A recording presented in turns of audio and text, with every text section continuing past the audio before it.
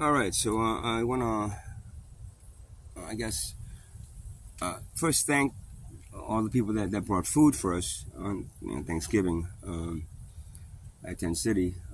There was two groups of people that brought food, and then some other people just gave us bags and food and all like turkey stuff and Thanksgiving Day stuff.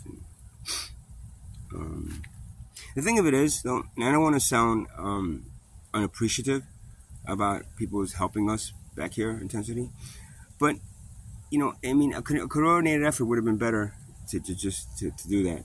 And then that's what we find a lot. Either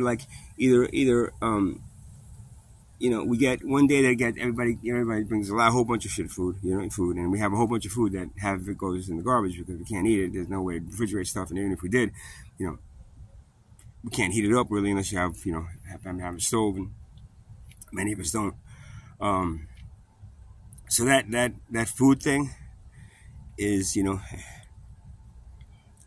is I understand you want to feed the homeless and you want to feed the poverty and all that and stuff. The thing of it is, most of us we eat one meal a day, because that's what we're going to afford.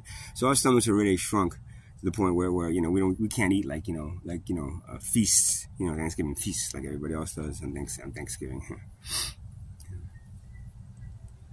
And so the whole concept of coming over and just wanting to feel good about helping us by feeding us food. Hi, hold on a second. Yeah, who's that? Oh, that was one of the people from the people that got me the apartment. She gave us some food and she was saying goodbye. But so again, I don't want to sound unappreciative, but the thought of feeding us is almost like, and I know, and this is gonna sound really weird, but this is what it feels like sometimes. That we're like kind of dogs, stray dogs, and you're feeding stray dogs or stray cats. It's like you feed them, and hopefully they eat, and the dog only eats half of the food because it's just not what not what you wanted. It's just what you wanted to get rid of. And then all of a sudden, that's what we feel like sometimes, because people just bring here food and just dump it there, and then hurry up, guys, come get it before it all gets, thrown away. A lot of times, the stuff that they bring here is just wasteful. Stays out there until either raccoons finally get the courage to go up and eat it, or it just gets thrown in the garbage. I mean, a better approach, if you really want to feel good about it, is either providing us, maybe some money or some gift cards so we can actually go and do something and pay and buy stuff that we wouldn't normally be able to buy because we don't have it. Or even better, listen, this isn't better. If you really work and as a collective group and demand affordable housing for us, so we don't have to be back here in this area. And we don't feel like we're going to push out. Those would be better than actually, the feeding things that you guys do. I mean, the feedings are good. I mean, like I said, don't get me wrong. It's we appreciate the food that you bring here and the canned stuff, and sometimes we don't have anything, and that's all we have to eat, But the thing of it is, that's just a bandage, the bandage.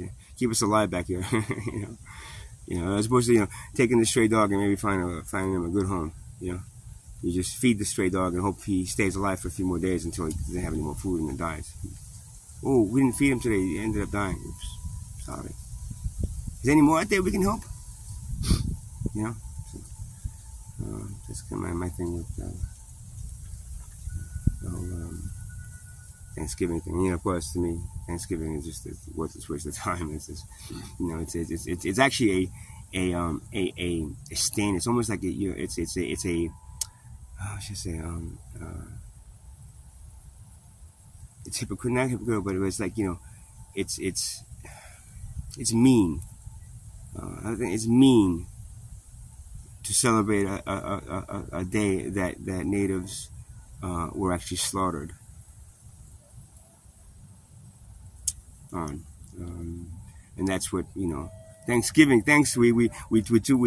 we slaughtered all those natives, and now we're kicking the heads all around town. So celebrating, the removal of all these pests, and so we can then now we can now settle the land and get more Europeans over here to take it over, and so it could become America the Great. It's kind of like very the opposite of compassionate, uncompassionate, mean. It's kind of very like detrimental or to the native culture of this land that we still ignore belonged to them before it belonged to us. And all in all, they never really believed it belonged to them. They understood it was a living organism. You all just believe that you can just take it and acquire it and make a whole shitload of money on it if you can. And until of course she wakes up and that all changes. So again, thanks for the food everybody brought today, and someone brought some clothes too, and blankets and stuff. That was good. But as a concerted effort, we all should get together and try to find this affordable housing, so we don't have to go through this. And every time one person goes homeless, that person should be focused on, and affordable housing should be provided for them. Oh, there's not enough space. Yes, there is. There's plenty of space. That Marshall's building over there, it was been empty for 2 fucking years, and now finally I think they sold it to somebody and they're moving in. But that shit was fucking empty for 2 years. That could have been converted into a homeless shelter if there wasn't money involved. But because there's money involved and profits involved, and no, hell no, we're not going to give it to the homeless for free when we can make money on it. In 2 years, it was fucking empty. So don't tell me there's no affordable housing because you believe you make it so. You see, you make it so. No. Yeah. So because of inflation, you have to make sure you're making enough money to match the inflation. So it's always more poor and what is it? So you let the poor get poorer and the rich get richer, right? And how do the rich get richer? By having the poor get poorer. Get it? Because the more poor there are, the more money the wealth class has to use to control the civilization.